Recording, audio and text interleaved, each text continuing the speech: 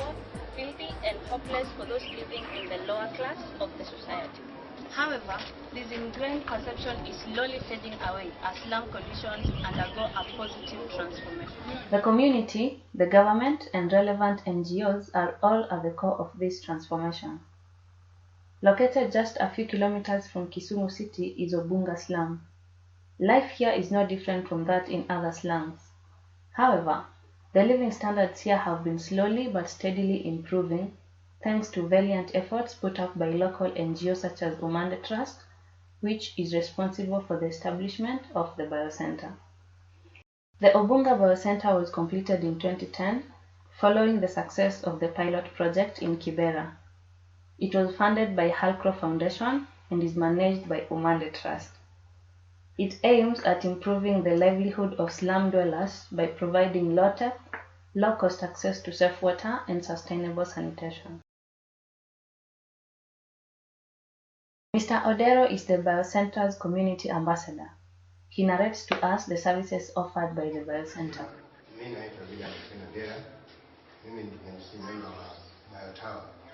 Hii Biotower si ya mtu binafsi. Biotower ni asset ya community. Biotower ina kuarana na watu grupu 12, mimi nikiwa mmoja wao. Sasa Biotower kabla hii nafikiri kulikuwa na mazingira hapa yalikuwa mbaya. Watu walikuwa wanaenda show ovyo ndani. Sasa kwa vile mnajua hii ugonjwa na kipindupindu imezidi. Sasa vile hii Biotower ilipokuja nafikiri imesaidia mengi.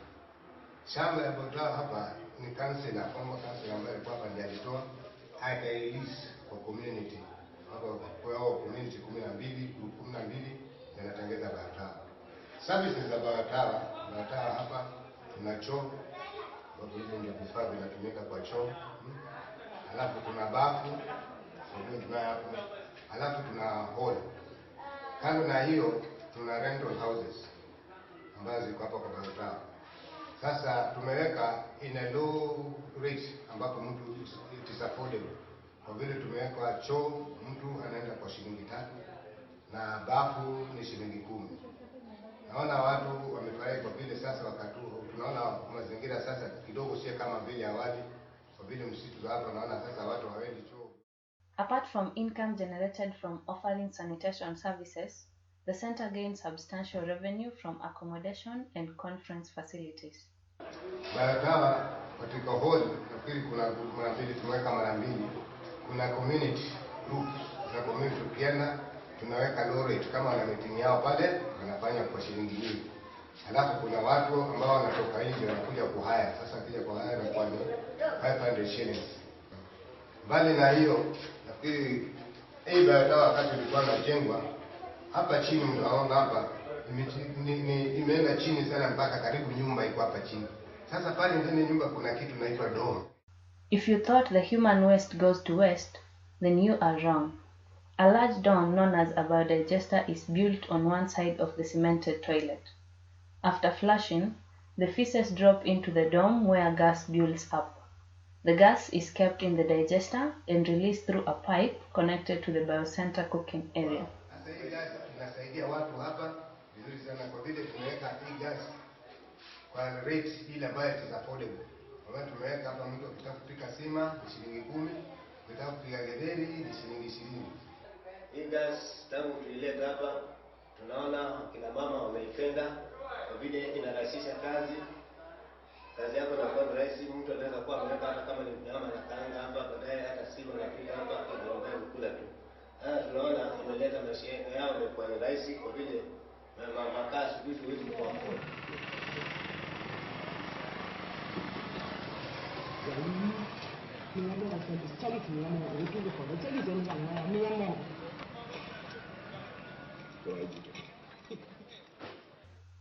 Mary Atieno and her family have been residing here for the better part of their lives. We seek to establish how their lives have transformed over the years. Kama nilikuwa bado wajatengeneza Biocenter, tulikuwa tuko na shida ya kwenda choo. Sasa hivi tuko na mabadiliko, tunaenda kwa choo, watu wanaenda choo vizuri. Sasa tumeona mabadiliko Obunga, lakini kwa wenye manyumba wako na manyumba lakini bei wameweka ngumu, hawana choo. Saa nyingine sina makaa, naenda kupika chai huko, hata ugali huko. The management strives to maintain high standards of cleanliness within the biocenter. This they do by offering employment opportunities to youths from the surrounding community. Ayub is an employee at the biocenter. Here, he is involved in many chores.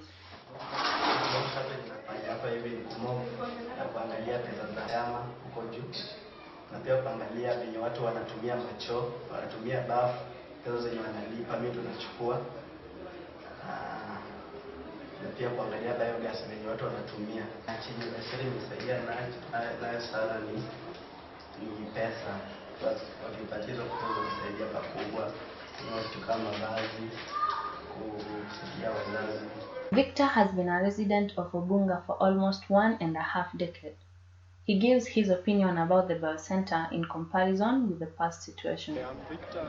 I've lived here in Obunga here for more than 10 years now.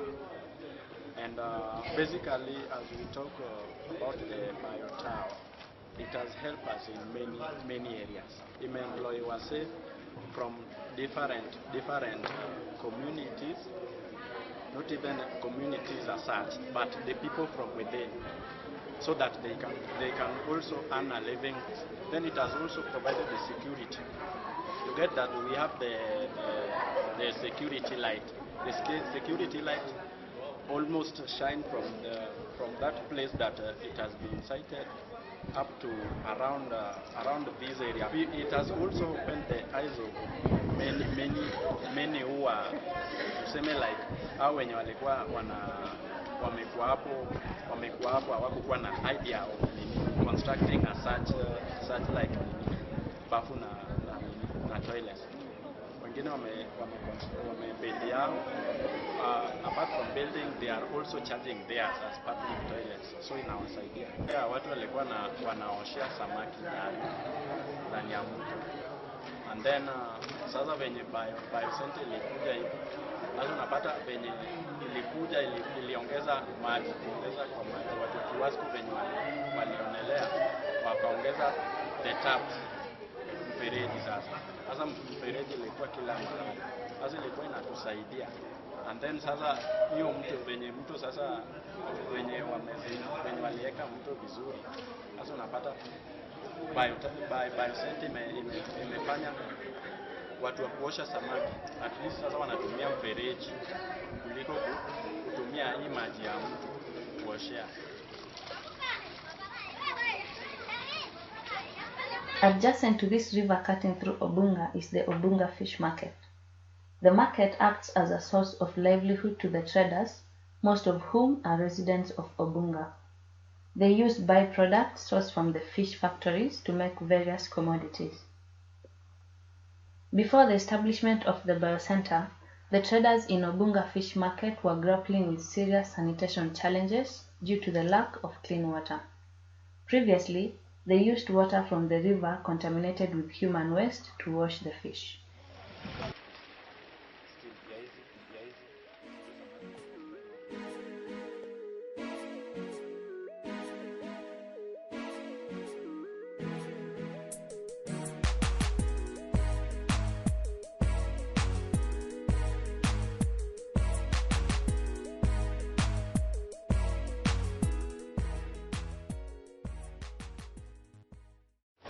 My name is Karen Onyambo. I'm a fishmonger. I work in this field. We are so many. And as you are seeing today, not so many people have got fish. Some of us are still in the factory looking for fish. Actually, this fish, we are taking them from the factory after being filleted. They are being filleted this way and that way. The fillet go to the European countries, but these fish crumbs remain for us here for human consumption.